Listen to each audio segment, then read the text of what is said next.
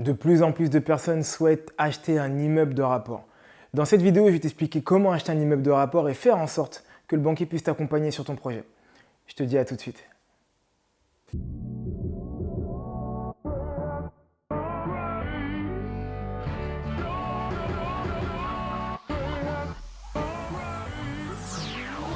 Salut à toi ambitieux, salut à toi ambitieuse, bienvenue sur ma chaîne YBA Courtage, ou plutôt devrais-je dire, bienvenue sur ta chaîne.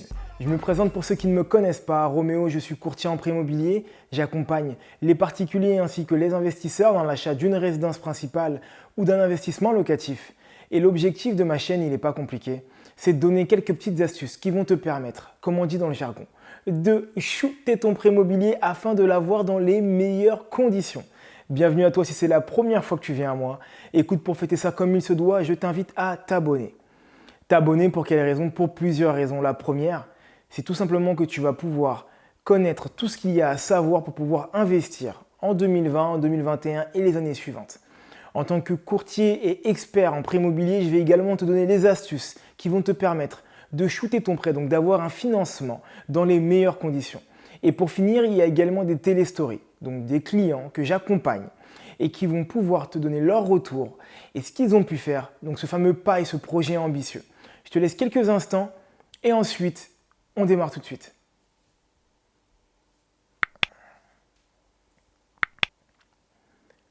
Ça y est, c'est bon, je pense que tu viens tout juste de t'abonner, félicitations à toi.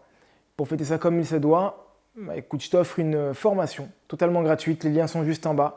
Tu cliques sur le lien, tu déposes ton adresse mail, tu reçois la formation. Avoir un immeuble de rapport, ça en titille plus d'un. Et ça, c'est normal. C'est la manière la plus simple d'acheter plusieurs appartements d'un coup, de mutualiser les risques au même endroit et également de monter en gamme. Ça te permet également de pouvoir aussi t'éviter un bon nombre de tracas en ce qui concerne le règlement de copropriété. Ça a aussi des inconvénients, on pourra en parler ultérieurement, mais la question qu'on me pose régulièrement, c'est je souhaite acheter un immeuble de rapport, mais comment je dois faire, quels sont les points que je dois vérifier.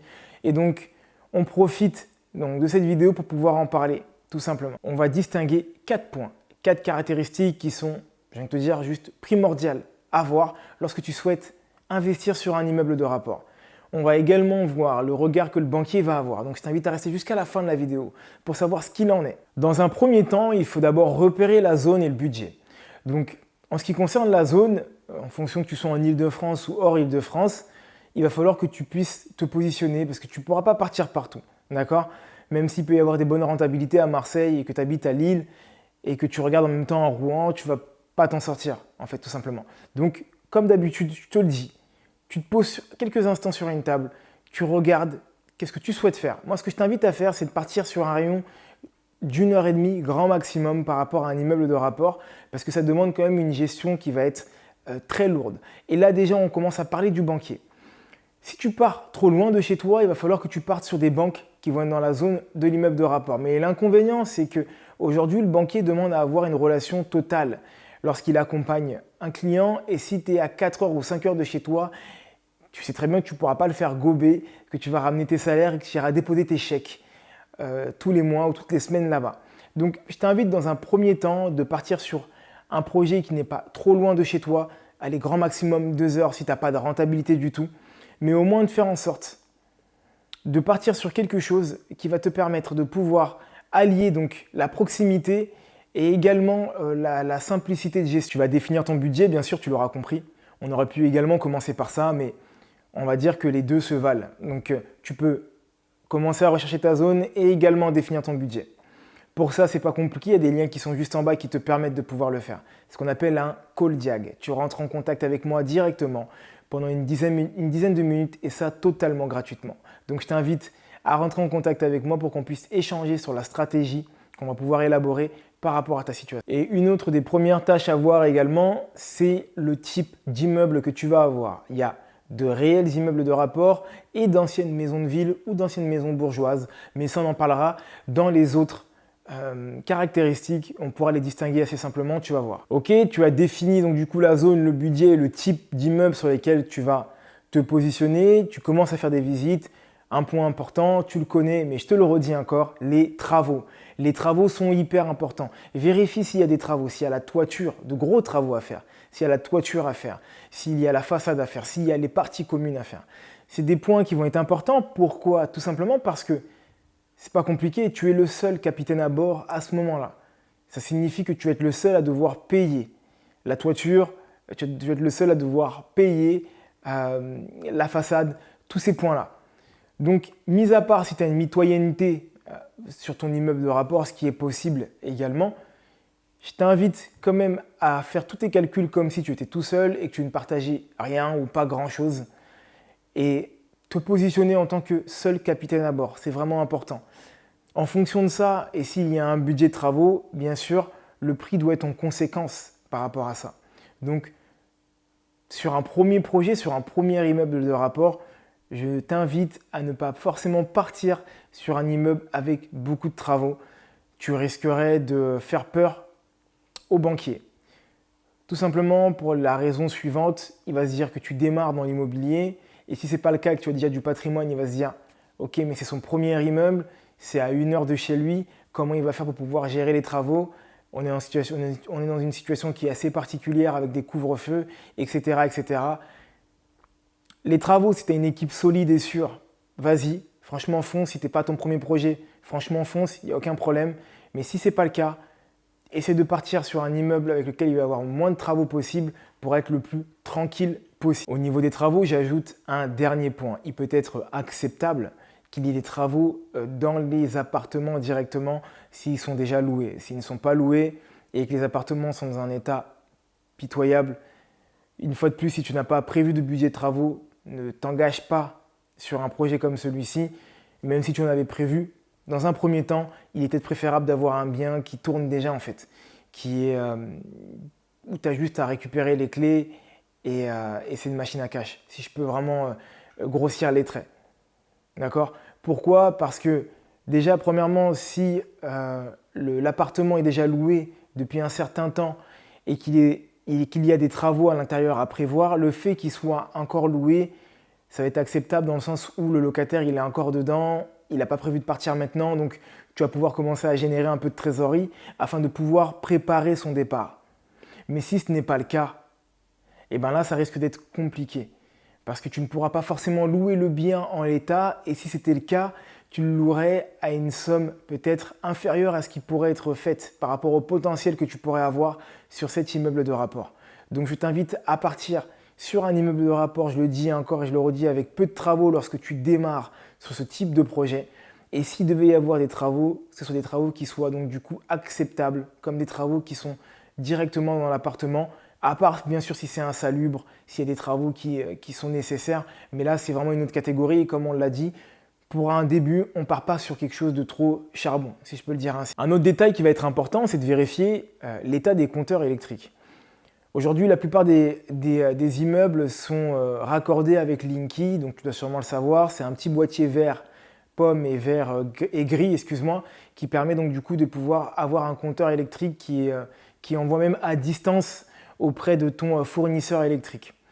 Lorsqu'on est dans une maison de ville ou une ancienne maison bourgeoise, c'est des grandes maisons qui à l'époque étaient habitées par une seule famille et qui ont été divisées par la suite, il ne va pas forcément y avoir de compteurs divisionnaires qui vont être posés.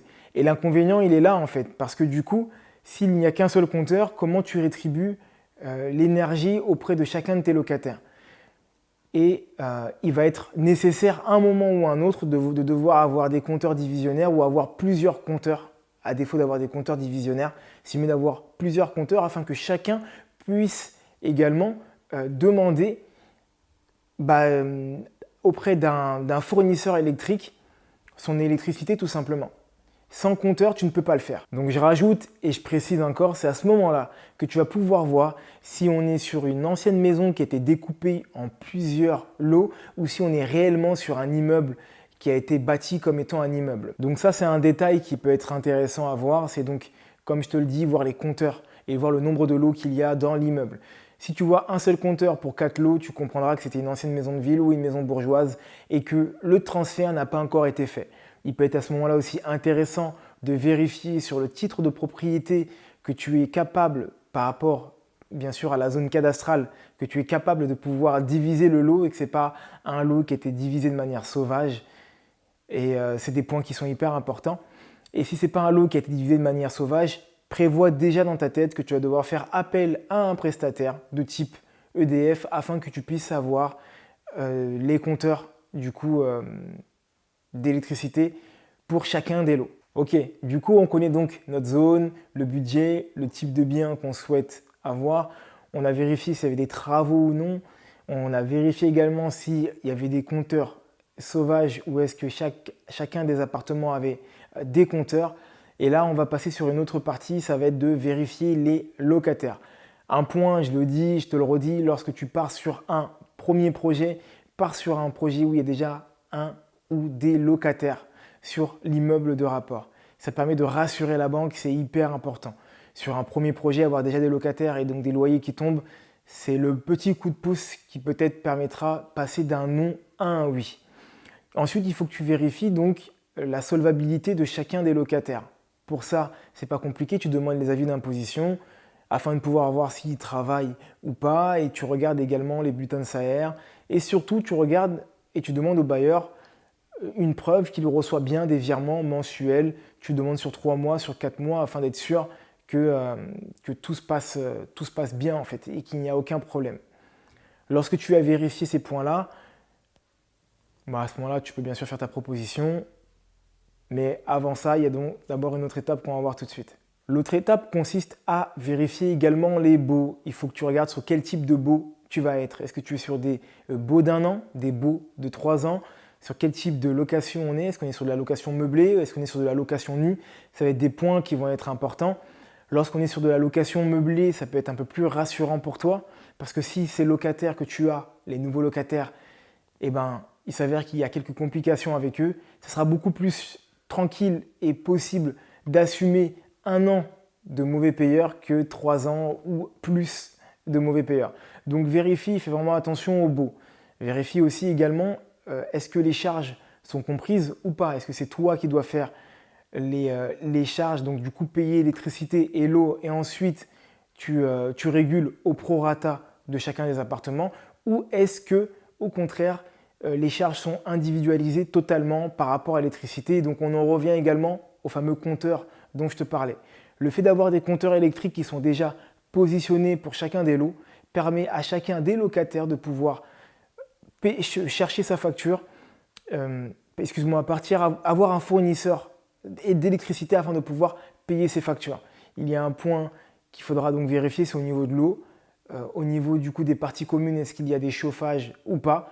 Tous ces points-là vont être des points qui vont être importants parce que si tu dois tout avancer chaque mois, ça te fait un trou dans ta trésorerie, même si tu la rattrapes à chaque fois parce que tu l'as bien sûr intégré dans ton loyer.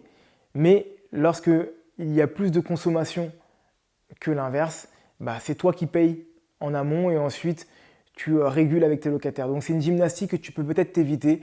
Essaye de voir en amont si les locataires ont leurs charges qui sont individuelles ou est-ce que c'est plutôt des charges comprises. Bon, j'espère que déjà tout ce que je viens de te dire t'apporte réellement et si c'est le cas, n'hésite pas à y mettre un pouce, ça me fera plaisir, ça fait ta BA, ça fait également plaisir à YouTube, tout le monde est content. Et après, bien sûr, il va y avoir la partie, donc du coup négociation, mais ça, on en parlera sur une autre vidéo. Le but, c'est vraiment que tu puisses déjà avoir au moins 5 grands critères qui vont te permettre de pouvoir te positionner ou en tout cas continuer les investigations ou non sur cet immeuble-là. Et j'espère que ça t'aura réellement servi. Et voilà, c'est la fin de cette vidéo. J'espère qu'elle t'aura plu. Si c'est le cas, n'hésite pas à la balancer à un grand nombre de personnes pour que tout le monde puisse en bénéficier un maximum. N'hésite pas à y mettre un pouce, je te l'ai déjà dit, mais je te le redis encore, et y mettre des commentaires en bas. Si pour toi, il y a d'autres critères à voir lorsqu'on va à la recherche d'un immeuble de rapport et peut-être également de partager ton expérience. Entre-temps ambitieux, je te souhaite une excellente journée ou une excellente soirée. En vrai, peu importe à quel moment tu regardes cette vidéo. Le plus important, c'est de continuer à croire en toi et à te former. Bye.